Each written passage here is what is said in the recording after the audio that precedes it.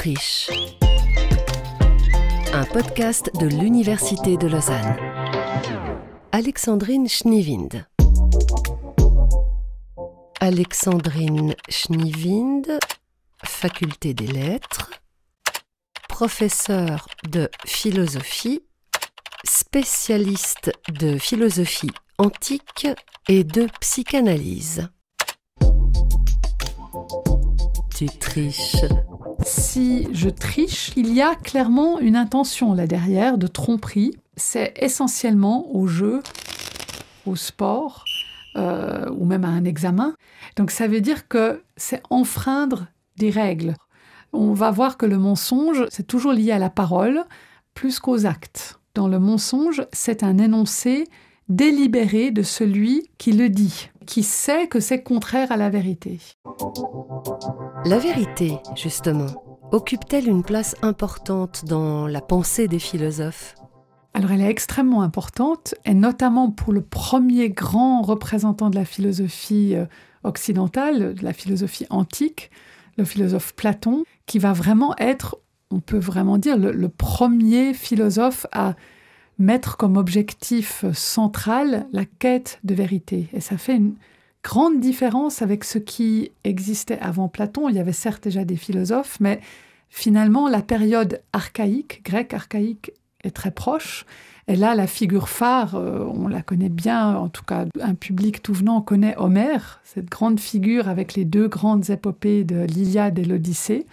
Et si on repense un tout petit peu à Homère et à cette figure d'Ulysse, on s'aperçoit que là, chez Ulysse, la vérité, c'est certainement pas ce qui est au centre de sa préoccupation. On voit qu'en fait, Ulysse, dans tout son parcours, dans tout son périple, ce qui le sort d'affaire, ce qui le sauve souvent, c'est sa ruse. En grec, il y a le mot métis qui signifie la ruse, et ça a été beaucoup discuté déjà dans l'Antiquité, c'est-à-dire qu'il est prêt par moments même à mentir ou à tricher. Et peut-être que je peux un petit peu donner un exemple qui est l'exemple phare. C'est au début de l'Odyssée, quand Ulysse aboutit avec ses hommes sur une petite île. Aucun homme n'est jamais venu sur cette île. Elle est habitée par les Cyclopes. Ces géants qui ont un seul œil sur le front. Et Ulysse y arrive, quelque part explore cette île, rentre dans une grotte et il ne sait pas que c'est un des principaux cyclopes qui vit là-dedans. Et ils vont se faire piéger dans cette grotte et il perçoit vite qu'il n'y a aucun moyen de s'en sortir. Le géant a déjà mangé 2 des hommes d'Ulysse parce qu'on s'aperçoit qu'il n'est pas végétarien, ce géant. Et quand il s'aperçoit donc qu'il y a des hommes, il indique clairement qu'il va tous les manger. Et Ulysse va faire usage d'une ruse, et on va même dire d'une tricherie, en fait, pour s'en sortir et sauver aussi ses hommes. C'est-à-dire que d'une part, il va donner beaucoup de vin à ce géant pour qu'il soit complètement ivre. Et quand ce géant lui demande « Mais en fait, quel est ton nom ?» Ulysse va lui répondre « Je m'appelle personne ». Et c'est très important, c'est ça la ruse et la tricherie, c'est-à-dire qu'il donne un faux nom. Et une fois que ce géant va être complètement ivre-mort et s'endort, Ulysse l'éborgne avec un pieu, ce qui réveille ce géant. Ulysse trouve un moyen de se sauver de la grotte, et à ce moment-là, le géant appelle ses voisins à l'aide, qui accourent, qui lui demandent « Mais qui est-ce qui t'a fait ça ?» Et il répond « Personne ». Ce sur quoi ils disent « Mais alors tu inventes » et ils partent. Et c'est ce qui va sauver Ulysse, c'est-à-dire qu'il a le temps de partir, de rejoindre son navire, parce que finalement, il a donné un faux nom. Et c'est intéressant, parce qu'en se donnant, on va dire, un pseudonyme, on a aussi le mot grec de pseudo dedans, qui signifie le faux, et aussi mentir. S'il était resté purement honnête, purement sincère, il n'avait aucun moyen de s'en sortir. Et ça va faire le contraste vraiment avec un philosophe comme Platon, qui conçoit avec sa figure phare, qui est Socrate, donc qui a été le maître de Platon, qui est mort parce qu'on l'a jugé en fait à tort. Il était innocent. À Athènes, les juges ont estimé qu'il détournait la jeunesse de la bonne voie. Et Platon a été tellement estomaqué de voir que ce grand sage a pu être finalement condamné à mort à tort, qu'il va dédier la totalité de sa philosophie à la quête de la vérité. Et il y a quelque chose d'assez intransigeant à cet égard. Néanmoins, et c'est ça qui est intéressant, même pour Platon, c'est pas la vérité à tout prix. C'est-à-dire qu'il y a des exceptions où certaines personnes peuvent se permettre, finalement, de faire usage d'un certain type de mensonge, si c'est pour le bien de la société. Par exemple, alors justement, je viens d'avoir mentionné Socrate, qui est mort, et Platon va établir une sorte d'utopie d'une cité idéale telle qu'elle aurait dû être pour que Socrate ne meure pas. C'est-à-dire une cité où les philosophes gouvernent. Pourquoi est-ce que les philosophes gouvernent ? Parce qu'ils sont sages et qu'ils ont une vue d'ensemble. Et justement, dans le cadre de cette vue d'ensemble, où la cité idéale serait gouvernée par des philosophes, les philosophes auraient le droit, par exemple, et dans la République, il en parle en détail, que le but, c'est qu'il y ait une sorte d'harmonie générale dans la cité, entre les différentes, il appelle ça des classes de société. Il estime qu'il y a des artisans, il y a des guerriers, et puis il y a les philosophes. Et les philosophes doivent inventer ce qu'il appelle un mensonge noble, qu'ils vont raconter à la totalité de la cité pour leur dire que, en fait, tout le monde est frère, mais que chacun est différent. Donc c'est un mensonge noble pour que chacun soit content de la place qu'il ou elle a dans la société. C'est assez intéressant. Mais avec cette idée quand même que le philosophe a plus de valeur. Est-ce que c'est une manière aussi de prendre le pouvoir sur les autres ? Alors ça, c'est intéressant. Je pense que Platon ne pense pas qu'il a plus de valeur, mais il aurait une capacité à faire un usage, disons, plus aiguisé de son intellect, et du coup aussi à pratiquer les vertus, parce que pour Platon, c'est très important, par exemple, la justice, aussi la tempérance, et que les philosophes sauraient mieux faire usage de ce type de vertus, et qu'ils devraient apprendre aux autres citoyens également d'accéder à cette vertu. Donc il y a quand même l'idée d'aider la collectivité. Et bien sûr, Platon s'oppose à ce qui était très présent à son époque, c'était les rhéteurs et les sophistes, qui, eux, étaient payés pour apprendre à la jeunesse dorée de dire n'importe quoi juste pour obtenir le pouvoir. Donc là, pour Platon, ça, c'est ceux qui vont représenter le pouvoir par le mensonge, ou en tout cas par une parole qui ne cherche pas la vérité, et qui peut même pervertir. Alors, du coup, autant Socrate n'a jamais cherché à pervertir la jeunesse, mais pour Platon, ce serait plutôt du côté de la rhétorique qu'on doit aller chercher cette perversion, parce que vouloir convaincre beaucoup de gens, toute une assemblée, sur une base qui n'est pas véridique, où on sait très bien que ce qu'on est en train de défendre n'est pas vrai, ça pour lui, en fait, c'est la pire des perversions, parce que ça transforme quelque chose dans notre âme. Je m'appelle Alexandrine Schnivin, je suis professeure de philosophie antique et médiévale. Et par ailleurs, j'ai également une formation de psychanalyste. Peut-être que ça peut être utile de s'arrêter, de s'attarder un tout petit peu auprès de ces deux termes, la tricherie et du mensonge, dans le sens que si je triche, la tricherie, c'est essentiellement au jeu, au sport, ou même à un examen. Donc ça veut dire que c'est enfreindre des règles que je suis censée connaître, donc des règles ou des conventions que je ne respecte pas. Et pourquoi je ne les respecte pas ? En général, c'est pour obtenir un avantage ou pour me faciliter quelque chose. Donc il y a clairement une intention là derrière de tromperie. On pourrait appeler ça aussi d'abus de confiance, de duperie. Tu triches. Si on prend le mensonge, on voit que le mensonge, c'est beaucoup plus lié à la parole. Tandis que la tricherie, on peut être dans les actes, justement, si on pense au sport, au jeu, alors que le mensonge, c'est intimement lié à la parole, à l'énoncé que l'on va avoir. Et il y a donc, la plupart du temps, en tout cas dans l'histoire de la philosophie, on verra par la suite que ça peut se modifier au XXe siècle, l'idée que dans le mensonge, c'est un énoncé délibéré de celui qui le dit, et qui sait que c'est contraire à la vérité. Donc là, déjà, on va voir que le mensonge, c'est toujours lié à la parole, plus qu'aux actes. Alors grâce à Homère, on comprend comment la ruse, le mensonge d'Ulysse lui a sauvé la vie, la sienne et celle de ses hommes. Grâce à Platon, on a évoqué le mensonge noble. Rencontrons maintenant Cicéron, homme d'État romain, grand orateur qui veut donner à la sagesse hellénique, la sagesse grecque, une place dans la pensée latine et qui va donner une place nouvelle à cette notion de mensonge. Alors Cicéron, on est à peu près donc au 1er siècle avant Jésus, de 106 à 43, l'année de sa mort.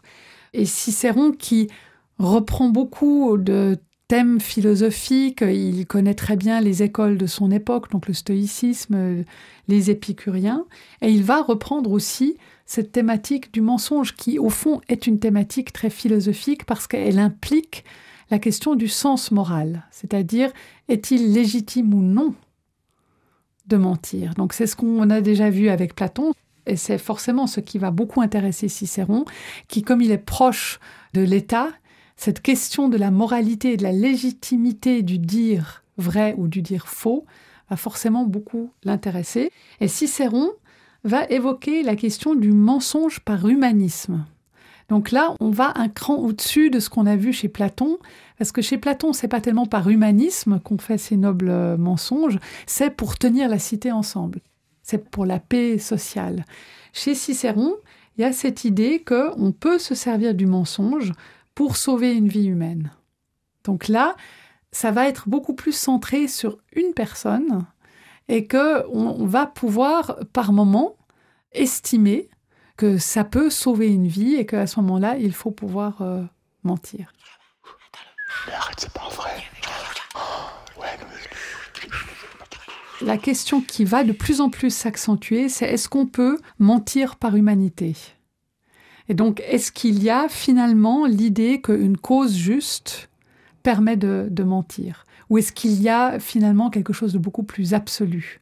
Et là, on voit que dans l'Antiquité, un philosophe comme Augustin, donc Augustin, il a vécu au IVe siècle de notre ère, Augustin qui, au départ, il est philosophe, il va se convertir et finalement devenir un grand théologien, il va devenir évêque. Et donc sa pensée va aussi un peu se modifier, justement sa pensée morale, on va dire. Et Augustin, il va condamner clairement le mensonge.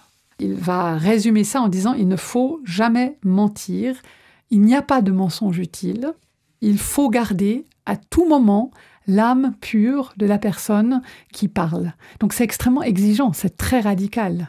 Augustin va dire la personne qui a émis le mensonge va, si on peut le dire en des termes un peu théologiques, ça va entacher l'âme de la personne qui parle. Au fond, il va plus loin que tous les philosophes qui l'ont précédé en ne donnant aucune concession possible.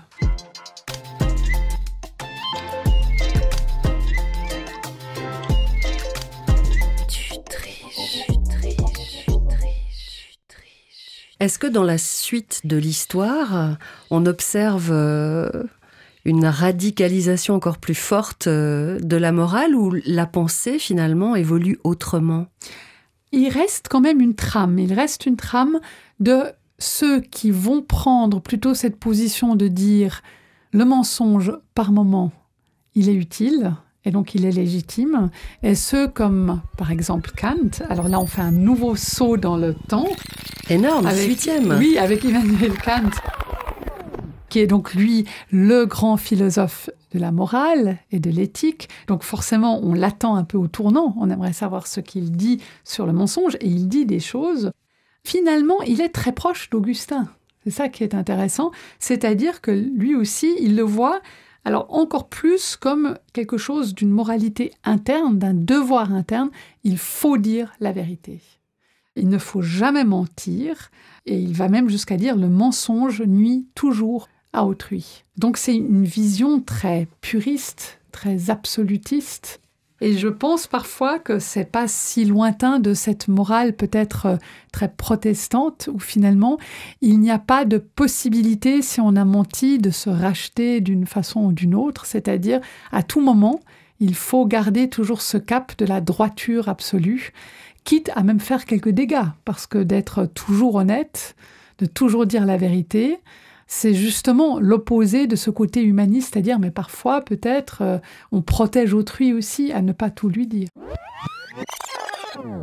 On était avec Kant, on était dans le 18e, mais peut-être qu'on peut regarder un peu dans le 19e, dans cette continuité de ces philosophes qui vont beaucoup réfléchir aux questions morales.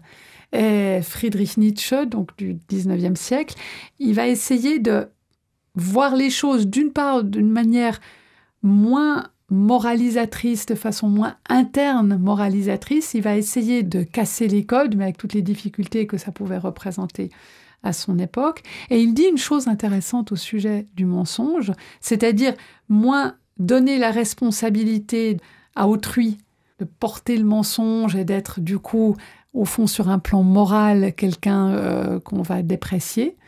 Mais il dit, ce qui me bouleverse, ce n'est pas que tu m'aies menti, donc pas toi en tant que personne, mais c'est que désormais, je ne pourrai plus te croire.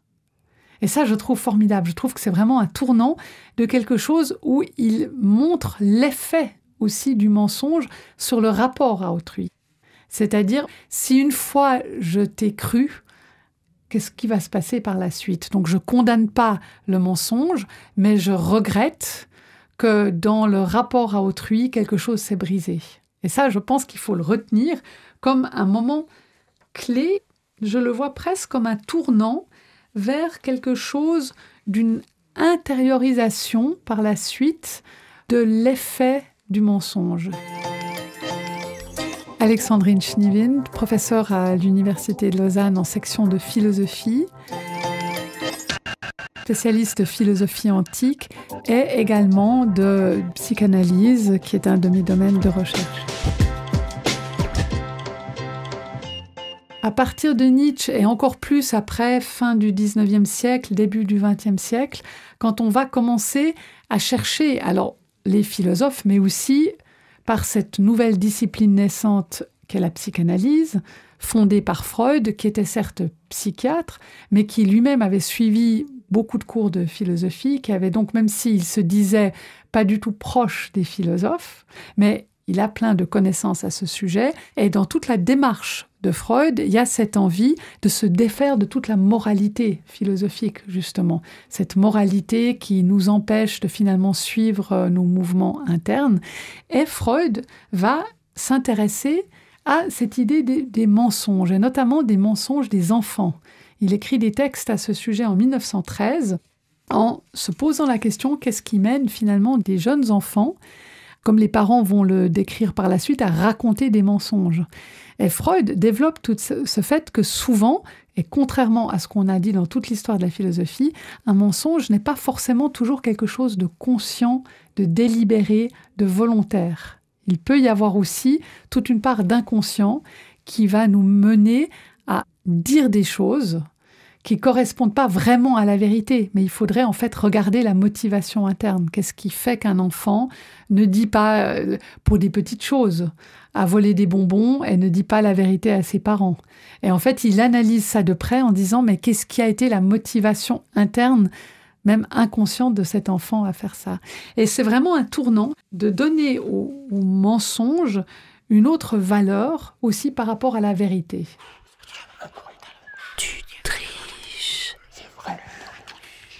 En fait, avec Freud, on va vraiment aborder la question du mensonge dans une dimension assez différente, où c'est plus la question de la morale qui va être au centre, c'est beaucoup plus, de manière beaucoup plus générale, la question de percevoir le mensonge comme quelque chose qui dit ce qui n'est pas.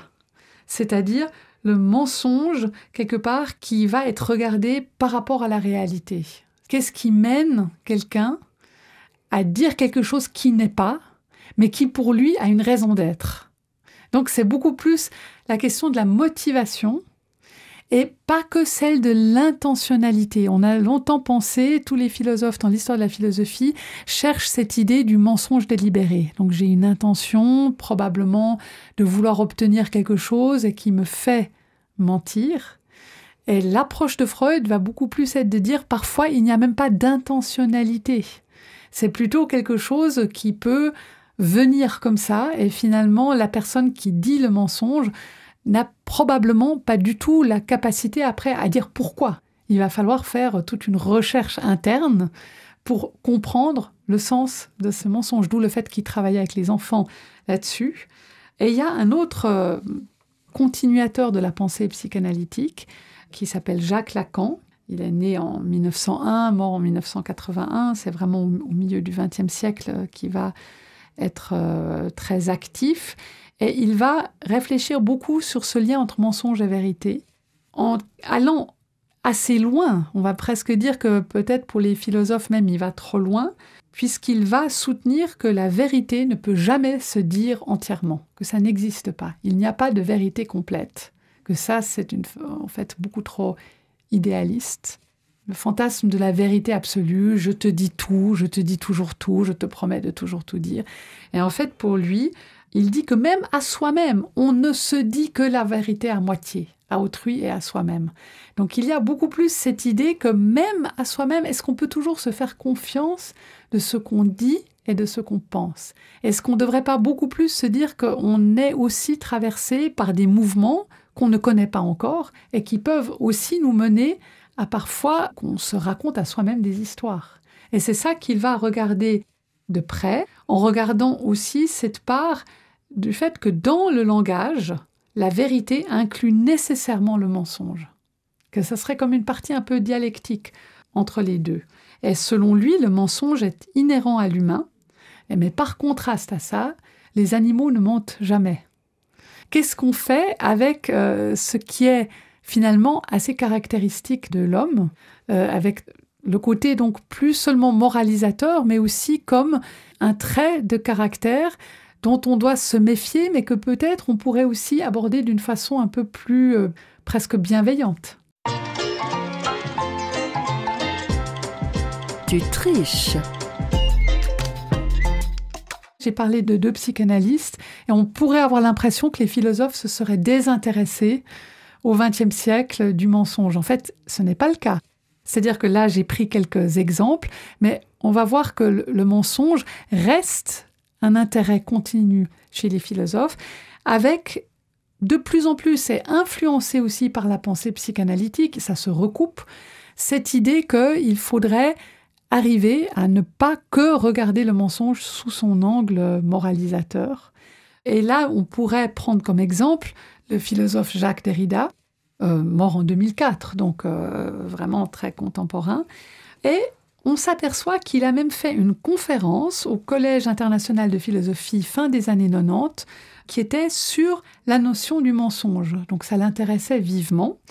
Ça a été publié, même l'histoire du mensonge, est l'intitulé de cette conférence, où il retrace ce qu'il appelle l'histoire du concept du mensonge. Donc il dit déjà, il faut regarder ce concept, mais après aussi, il faut regarder les motivations internes, comme il dit, tous les événements qui sont arrivés au mensonge. C'est-à-dire comment est-ce que cette notion a finalement travaillé, comment est-ce qu'elle s'est perdue, elle s'est ressaisie, quelles ont été toutes les époques que le mensonge a traversées. C'est assez intéressant et amusant presque comme démarche. Et non sans humour, il termine par ce qu'il appelle une histoire vraie qui ordonne le récit de ces mensonges. Donc là aussi, il oppose vérité à mensonge. Cette notion de vérité et de mensonge, vous pensez qu'elle peut encore évoluer chez les nouveaux philosophes, chez les psychanalystes ?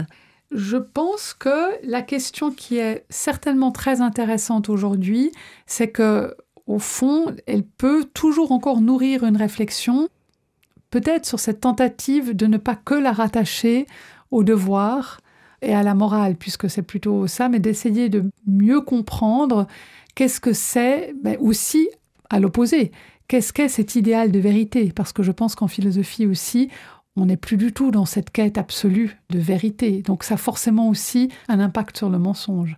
C'est-à-dire actuellement, enfin dans toute la philosophie contemporaine, on n'a plus cette obsession d'une vérité absolue. Et je pense que ça, c'est important. Alexandrine Schneewind, la philosophie est un outil pour soi-même, pour aller mieux, pour aller bien ? Oui, je pense. Forcément, c'est toujours quelque chose qui nous aide déjà à prendre un peu de recul, de réfléchir à différents à différents moyens de penser aux choses et aux interactions. Et que déjà ça, c'est forcément une contribution à notre bien-être. Le philosophe, ou je dirais les philosophes qui me permettent de me nourrir, on va dire, intellectuellement et aussi dans mon mode de vie, je trouve que les philosophes antiques, et notamment platoniciens, ils sont assez radicaux, mais radicaux dans un sens qu'ils pensent à la fois toujours à la progression d'un individu, mais aussi à l'harmonie dans une cité. Et je trouve que ça, c'est quelque chose de très intéressant aussi pour notre société contemporaine. Tu triches. Un podcast de l'UNIL.